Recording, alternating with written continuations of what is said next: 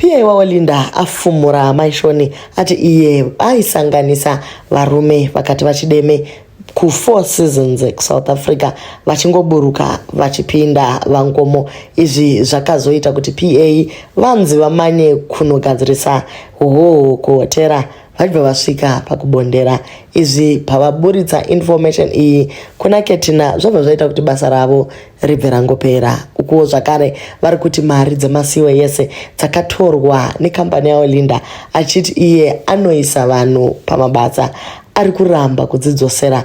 Abva angoti iwewe tafadzwa PA, it's upon you. Iwa amai ndobva vangotsika mabreak. Welcome back to channel. Please don't forget to like and subscribe. Musikana ari kuchema akati inini basa rangu ratopera, I cannot even work going forward, and now ndinofanira kubhadhara vanhu vemasiwe yese ava. Asi yeOlinda ariye akatika mari yacho. Zvimwezve vati ivo vakasvika pakutoita stress yakakonzeresa kuti vaite miscarriage.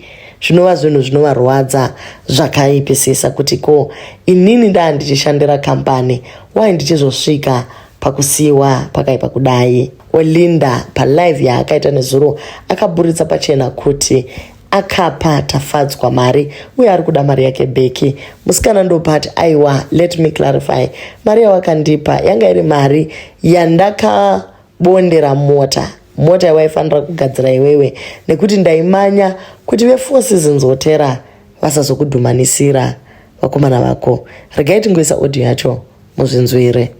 I told you there's a time that I helped because ndinoitira machange companies ari ku-UK. There's a time that I helped people to apply to different companies dziri ku-UK. Vamwe vakawanda vakatorwa, vamwe vakasiyirwa pado licenses arivokwa.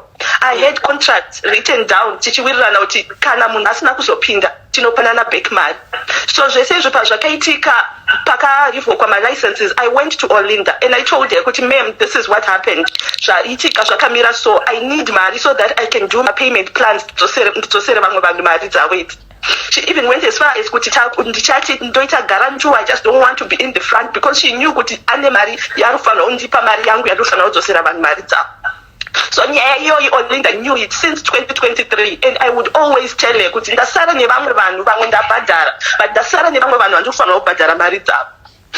So patakanditsana, she was looking for ammunition. That's when she posted pa Facebook pake kuti mbava wanted. On things she knew since 2023, on things she made payment plans for, on yaya every day, I would constantly tell her, give the accountability to my companies, uti my companies in the as alikufa no badara. But the phone the other time pakasuka mwana katafadzwa, shona sungwa. I need you to delete any, don't make any discussions. You are doing payment plans. I don't pay anyone. Just say I'm not bad. My account it doesn't work like that. I'm trying to practice. You don't practice. I say with so much stories as they understand. My interviews, my offer letter, my companies are revoked. So as we screen out in detail, because they knew we are applying. All of this, but Facebook, which just crushed me at that time. A lot, because already she was not giving me money. I was struggling to keep up with my payment terms. It was just a lot. From there, the harassment got worse. I would get calls, the threatening ones, and then you're going to follow it 3 weeks.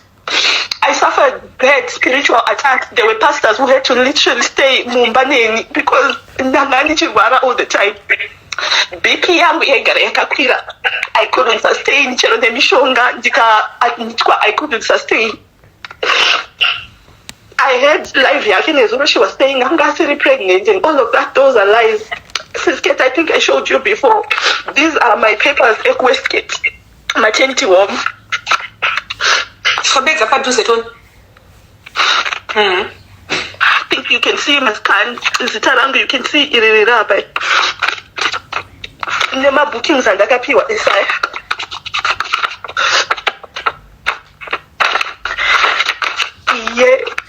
Scan yangu. I couldn't keep it together. I had a miscarriage.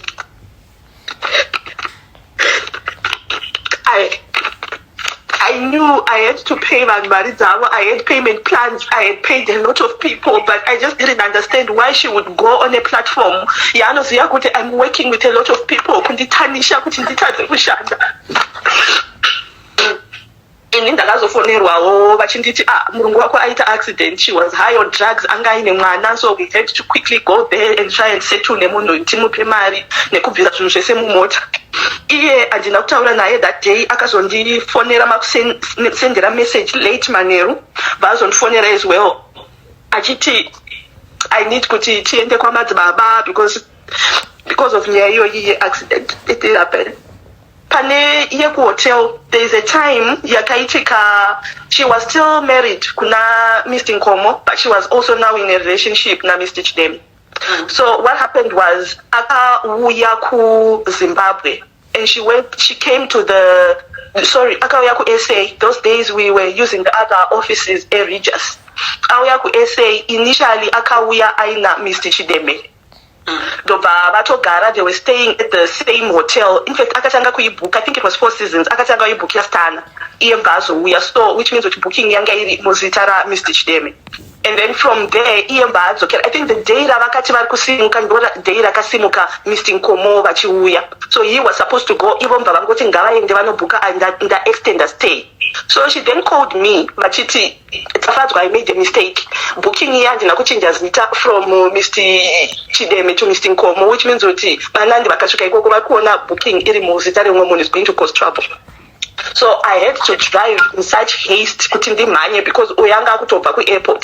Inini wanchifana kupata time zokuti ndikusvika kundochinja zita ndomuka chiwa kuti zita rachinjwa. She said just go neka through basket kekuti vakakuwana uriko mungoti ndandichigadzirisa your welcome gift.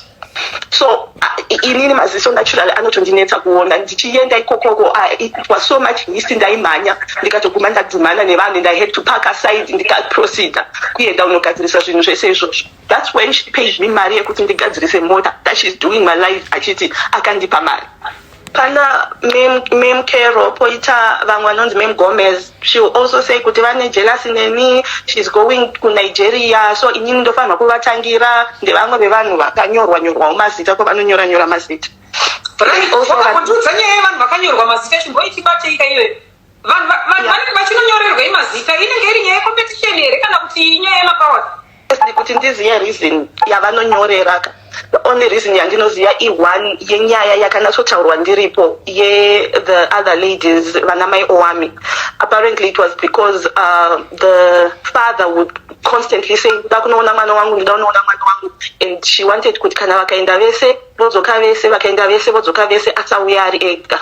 So and she was also feeling threat because vamwe vanhu vacho vakatonyorwa mazita avo imomo. If I just look at them, it seems like they've moved on with their lives, but still vakavanyora mumbiya mbadzanzi dzinokanywa ya mai vaOwami ndo yakanzi inokandwa nemasewage pamba pavanga vari kubva inona ndoma yakazonokandirwa ikoko. There's behind the flat there's something that you open unokwanisa kuwana access to drainage system. Pakatorwa mwana taipaya it was vanga vachitori muprocess yeminamadzo yavo yavanga zvakaoma hazvo. Chinorwadza nchokuti kana makamboshanda mese mukazosvika pakufumurana zvakadai zvinhu zvacho hazvizofambi zvakanaka.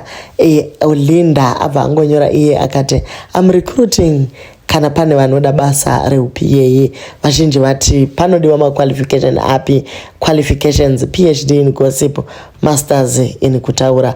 Vamwe vakati dai mambozamawo endeveleled this time maybe nekuti anenge asingakwanisi kunyanyonzwa chimwe chichiona zvinogona kuiti zvamunoita anozviignore. Ivo vanhu pasocial media munovada chaizvo, ndosaka drama racho risingaperi. Hakuna here maagency anoita izvozvo. So ndo mashoko evamwe vari kuti Olinda chirega kuramba uchirecruita vanhu pasocial media nekuti kana muchinge mazongo rambana out there drama racho rinozodzoka zvakare ipo pano pasocial media.